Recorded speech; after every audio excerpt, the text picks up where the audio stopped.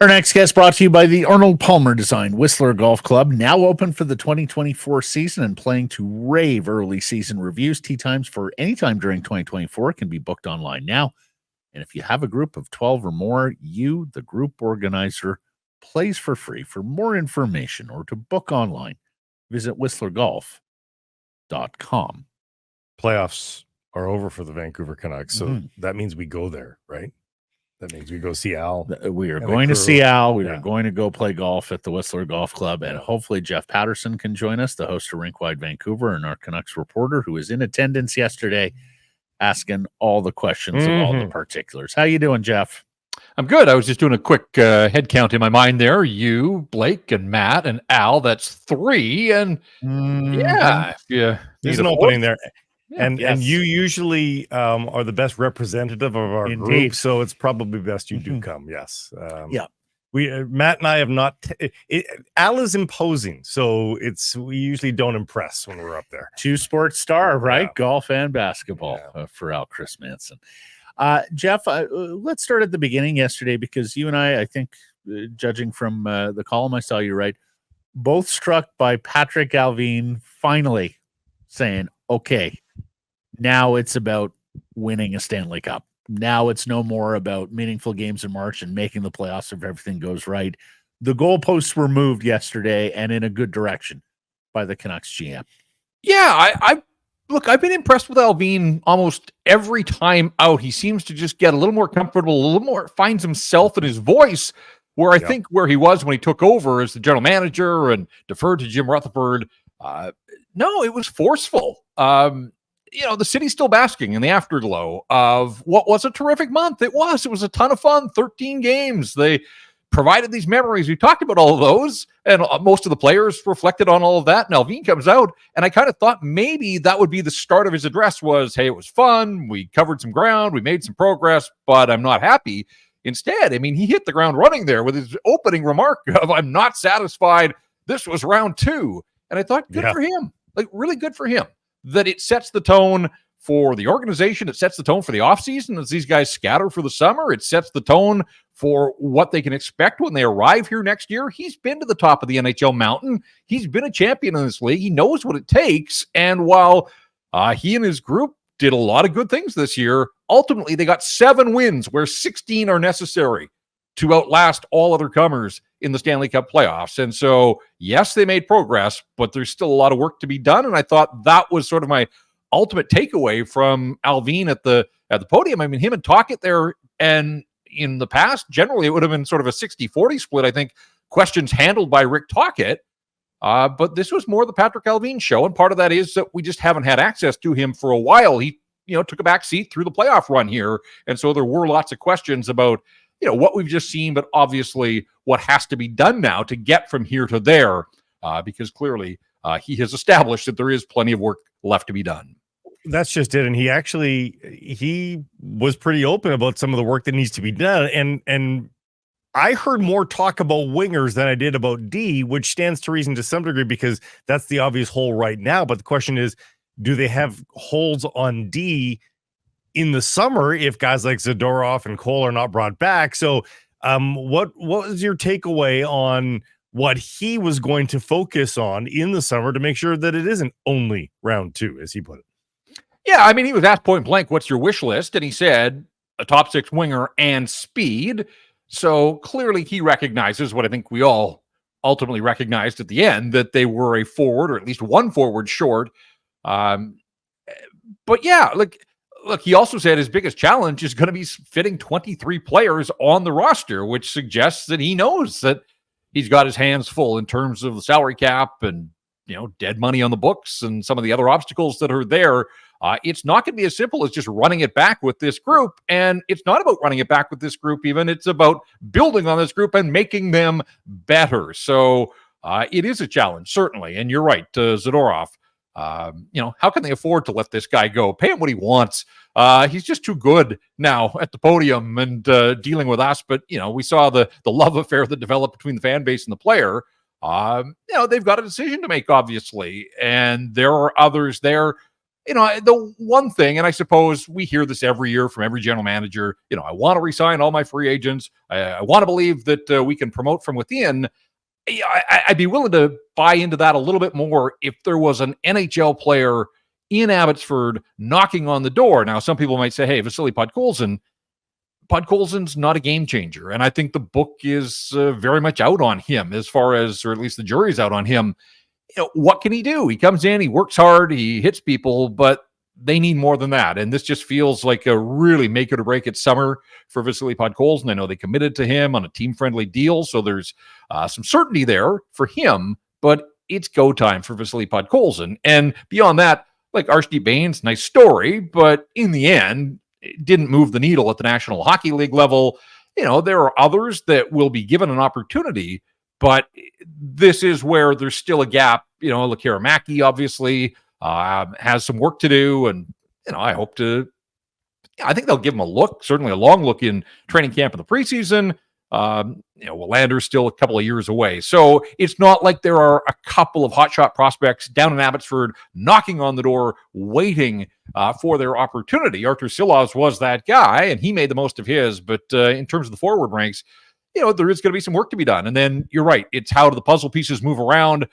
Who can they afford? Who do they elect to commit to ultimately? And what can they do with whatever money they've got remaining there to try to address some of the weaknesses and make this team better? Because again, 50 wins on 109 points. It was great, but it was on the backs of so many guys having career seasons. You can't always bank on that. And so it's about insulating some of those players and making the group better collectively moving forward.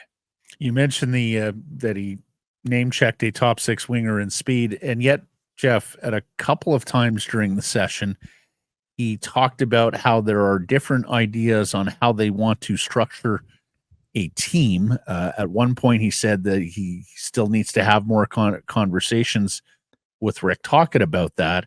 And then when he evaluated the playoffs, he said he thought the goaltending and back end was amongst the best in the playoffs, that he thought they were really strong in the middle, and added, that's something we have to discuss, see how the formula works. It sounds to me like he's a little bit torn right now about trying to be three deep down the middle and having that as the strength of the team, or sacrificing one of those centermen and going with a winger and a more traditional top six. Yeah, that was my read on that as well. And look, we can do some easy math here. Elias Pettersson's contract kicks in. JT Miller isn't going anywhere based on his contractual situation and the season that he just had. And Elias Lindholm's future is very much up in the air. And so it's a question of, where do you want to allocate your dollars? And if you pay down the middle, then again, it's going to make it difficult to adequately address what's on the wing. And look, I asked him the question flat out about Ilya Mikheyev, and I thought it was a fascinating answer when he said, hey, that's not Mikheyev's fault that he was a top six guy. That's on me as the guy that builds this hockey club, except that, they had the trade deadline, their hands were tied there, and they continued to utilize Mikheyev higher in the lineup than he should have been through all of his scoring struggles. So, yeah, I understand where Allvin's coming from, but at the end of the day, Rick Tocchet can only play the players that he has available to him in a cap world, and Ilya Mikheyev at close to $5 million didn't produce for this hockey club. But, pretty throaty, I thought, response from Alvin about what Mikheyev can be if he's slotted in the right place on this roster and in this lineup. I'm not sure that I fully agree, but again, we'll see if he's back to start next season or if he's a guy that somehow they can, magically make go away with the cap contribution that he takes up. So we'll see where it goes. But look, at the end of the day, they didn't get enough from the wings. Some of that was on Elias Pettersson, not making the guys around him a little bit better. But ultimately, we said coming out of training camp when Phil DiGiuseppe made this team in the top six, like right then and there, back in September into October, there were red flags about what they had on the flanks on this hockey club. And that included Andrei Kuzmenko, who we all thought would score a lot more than he ultimately did before he got moved along. So there were issues way back when, and a lot of those issues remain. And I think that's a big part of the challenge for Patrick Allvin and his staff here over these summer months. They've been creative before. I do get the feeling, listening to the emotion of Patrick Allvin, Jeff, I can't help but think they've got something creative and big up their sleeve. And I don't mean to say that to get Canucks fans excited. I just think that's that's going to be their way. I think Jim Rutherford is on top, sort of instructing that to some degree. I expect to be wowed, and it may not be unanimously excited wowed. I think it might be a debatable move at some point, but I do get the feeling they're going to do something creative and big to change the face of this roster a little bit. Yeah, and then that leads us to speculate. If they don't want to commit close to $8 million to Filip Hronek, can they find a trade partner? And what do you do with that money? It's not even so much what you get in return if you were to pull the trigger on that trade.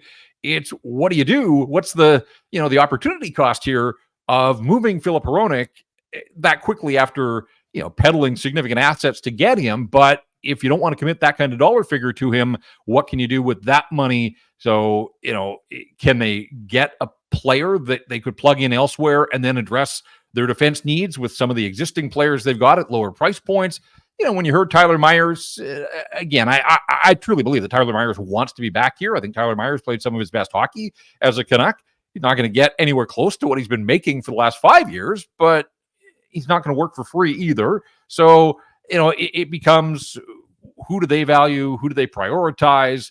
What is the dollar figure ultimately on a guy like Nikita Zadorov? But if you move Hronek, 18 months ago, you thought you had addressed this massive, glaring organizational need of, mid-20s right shot guy. And if you peddle him, can you go out and find a partner for Quinn Hughes at $3 million, say, that can give you essentially what Hronek did over the second half and into the playoffs? And I think that there are ways that you could identify some players that they would like that could come in and do a lot of those types of things. So again, these are the questions that all 32 teams are going to have to face. 4 of them probably aren't dealing with them right now because they're still playing, but the other 28 teams that either didn't make the playoffs or have been eliminated, they start into their off-season planning now. And, it already sounded like Tocchet had submitted a wish list, that Allvin had met with the coaching staff. I think for the Canucks' sake, we're so conditioned to them finishing in early April and having 2 months leading up to free agency. But when you play to the second round and into the Victoria Day long weekend, you've effectively eaten up a month of the offseason. So there is a lot of heavy lifting to be done here in a shorter than usual amount of time for the Vancouver Canucks. You brought up Hronek. There was an interaction with him yesterday, be it brief. You reflect back on it. What do you think happened there with Filip in your line of questioning? Yeah, I'm surprised and I guess a little disappointed sort of how much has been made of this, but this is the world we live in, where I see other websites writing separate stories about reporter and player getting into a fight. It was 20 seconds? It was pretty innocuous. Ultimately, I thought there was pushback on both sides, and I guess it speaks to how little of that ultimately we see over the course of a season in today's world. You guys have all dealt with athletes. We don't always agree with what they have to say, and I'm sure they don't agree with the line of questioning an awful lot. Again, this is a guy that has made a decision, and it's a strange one, and it's unique in North American sports not to speak to the media, and we have respected that. We knew that about him when he was acquired by the Vancouver Canucks. And that was my first interaction with Filip Hronek. I've seen him in the locker room, but I had never asked him a question. And I just thought, it's fine if he chooses to operate the way that he does in the regular season. But the minute you agree to sit at a podium with a microphone in front of you on what is essentially a media day, guess what? You're going to get some questions, especially when your contract's up. The reports are that you want $8 million and your play dipped and your production cratered over the second half of the season. And that was really the question I was getting at. Mm-hmm. I asked him about the injury. He said no. I would have loved to have talked to him when things were going great in the first half of the season.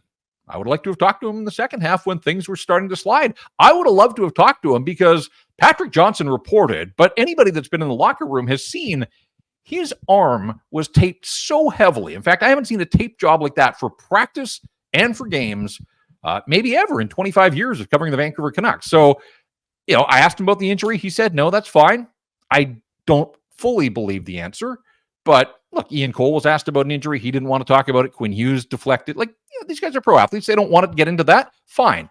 But then I asked about the production over the second half. And when he said, if I knew, I would have changed it. Well, guess what? You better damn well know what went wrong. The organization better figure that out. If you're going to get $8 million, you can't be the player that was there in the second half and in the playoffs. They need the guy that was there in the first half. So I didn't think he tried very hard with his answer, and I let him know. I was sitting in the front row. We were right there. He tried to stare me down, which I kind of thought was laughable and could have done without that.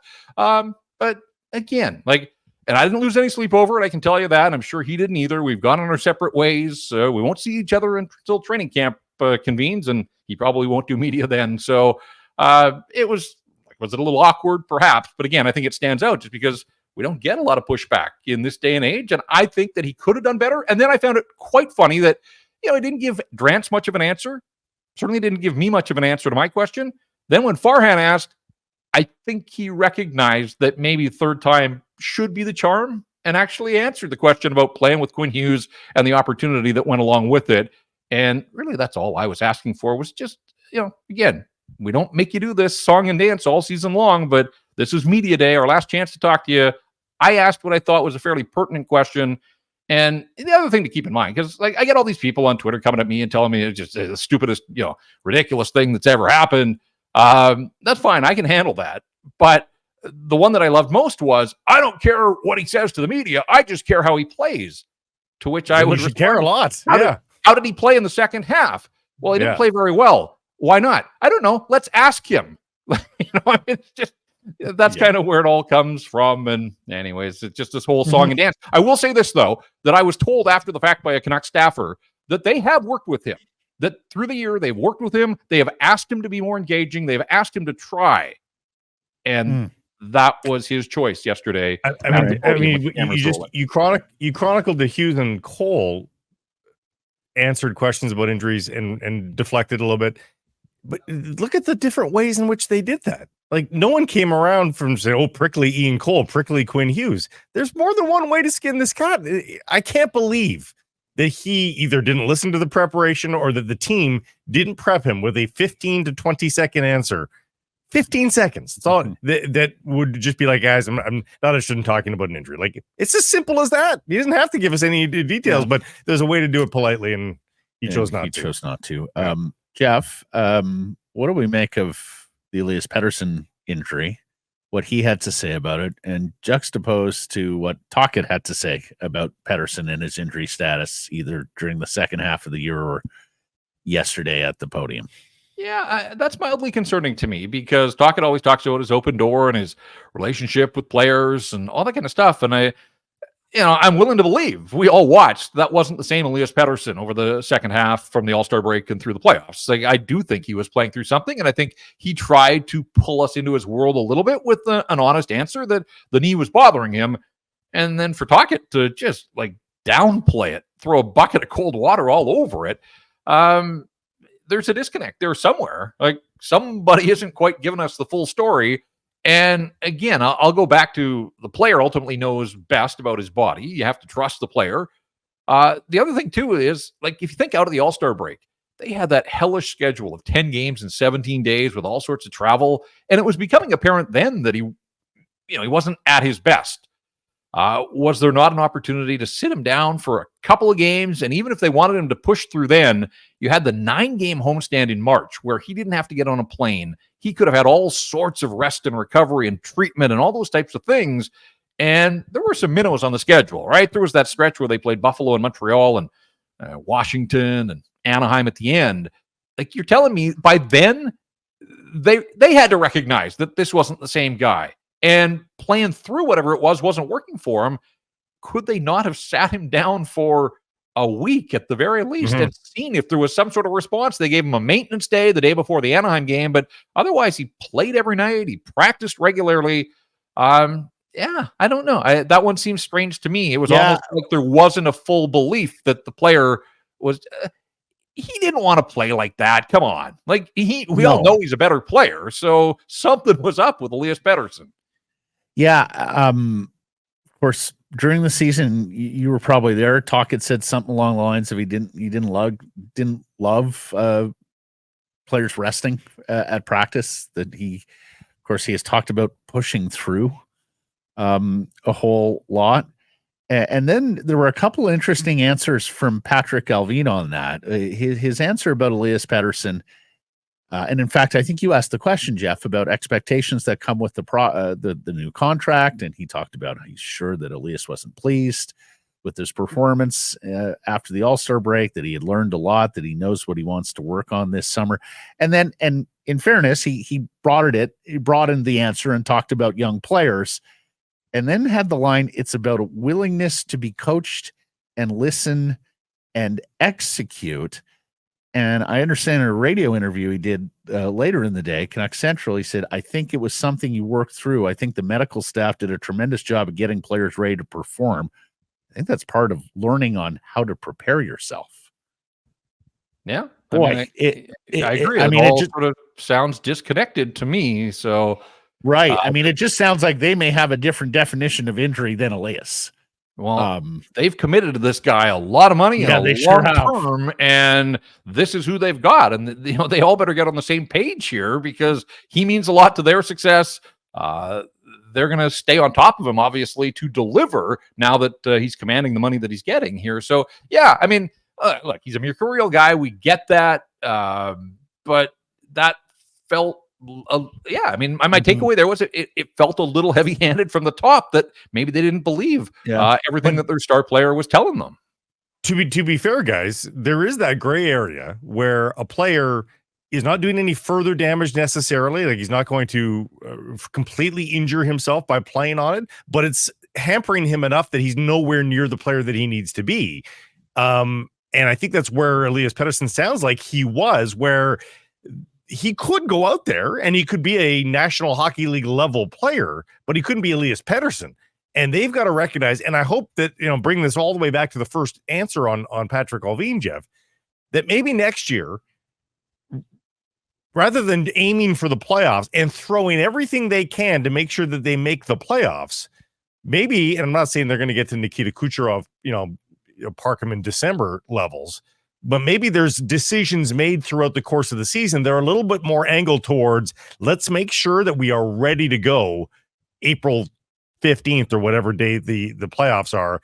That's the most important time. We got to be good enough to make the playoffs, obviously, but we need to be ready come playoff time, not spending every ounce of energy in order to get there.